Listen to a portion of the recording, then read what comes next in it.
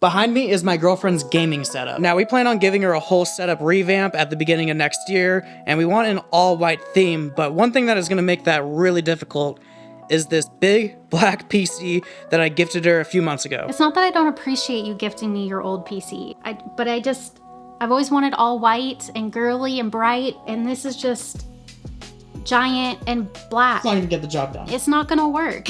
If we're gonna go with an all-white build, we obviously need to either buy all new components, which is going to be very expensive, or we could try to paint as many of them as possible white.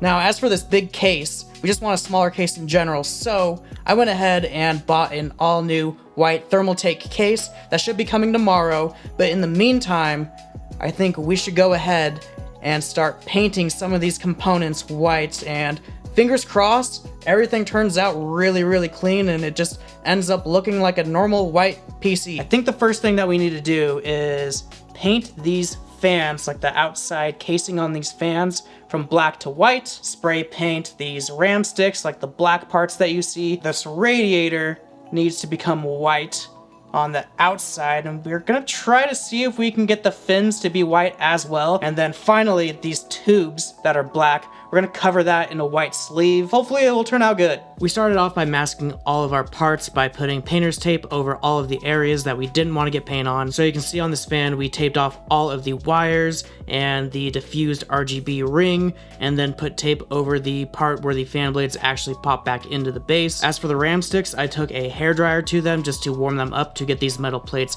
off the actual boards themselves. Then for the AIO, we made sure to wrap the tubes, the wires, and certain parts on the pump, like the front and the back. Next, I went to town with this sanding block, just sanding down all of the parts that we didn't tape off, just to make sure that we scuffed all the surfaces, so when we go to paint, all the paint actually grabs on to either this plastic or the metal. Speaking of the paint, we used this Rust-Oleum 2-in-1 spray paint, which is a paint and primer, in this Blossom White with a satin finish. Once we started painting, we made sure to take our time with doing light coats at first so we don't get any weird blotches. For the AIO, we decided to spray directly down the sides of the radiator, and we weren't too worried about any sort of mist spreading onto the fins. When it came to the fins, you can see Bronte just decided to spray at a really harsh angle, so that way we weren't spraying directly into the fins, causing any sort of blockage. When we were done with the coat for each part, we let them sit out for about a half hour to an hour, and then went back with a second coat. Some things even took third or fourth coats. Once we were done with all of that, we decided to let everything dry overnight, and here is the finished result. As I start to peel back some of the tape,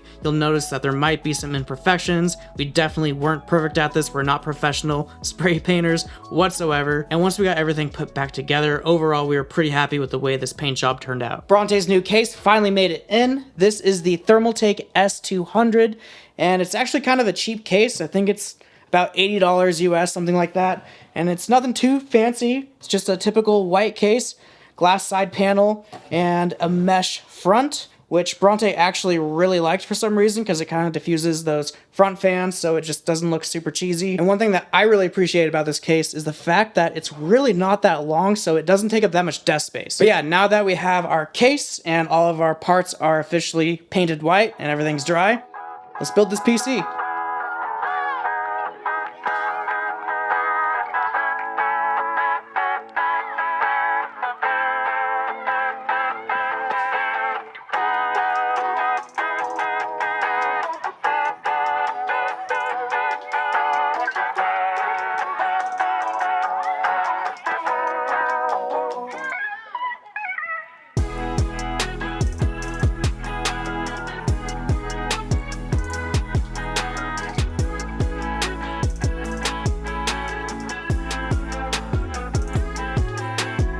Well, what do you think?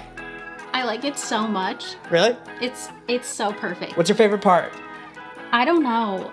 I think the fans made a huge difference. I like the sleeves too. Yeah, that was actually really surprising, yeah. I was getting a little bit nervous just because we're not like big DIY people, but I mean... It's one of those things where, yeah, we're not DIY people, but we're also really detail oriented, so we like honestly spent way too long doing this. Like, if you're a perfectionist like us, I honestly wouldn't recommend doing it yourself. Like, we spent 4 hours masking off everything, at least 4 to 5 hours painting everything in multiple coats. Like it was a lot of work, where most people would be like, no, I'd rather just buy new parts, but this was definitely a fun experiment. Let's do some real talk now about how this thing actually turned out, so I can be fully transparent with you guys and not just make it seem like it's all perfect. Obviously, from afar, it looks really, really good. We accomplished what we wanted to get done, which is to make a white PC, and I'm overall really happy with the way this turned out. First things first, I'm sure you guys noticed right away that the pump looks a little scuffed, but we did that on purpose. The old Corsair logo was just big and black, and it was going to completely ruin the vibe, so I ripped off that logo. But you can custom order AIO covers, so Bronte is gonna get some clouds or a moon and stars or something like that. As for the tubes that are coming out of the pump and to the actual radiator,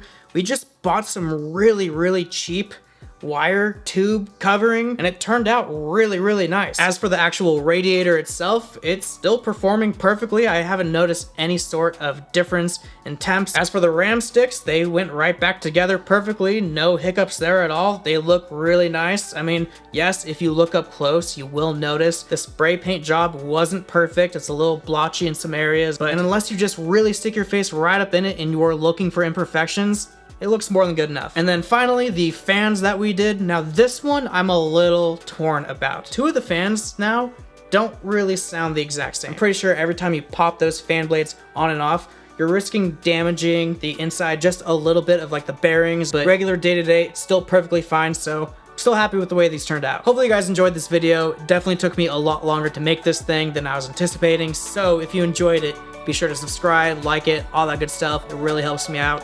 And with that, I will catch you guys in the next one. Peace.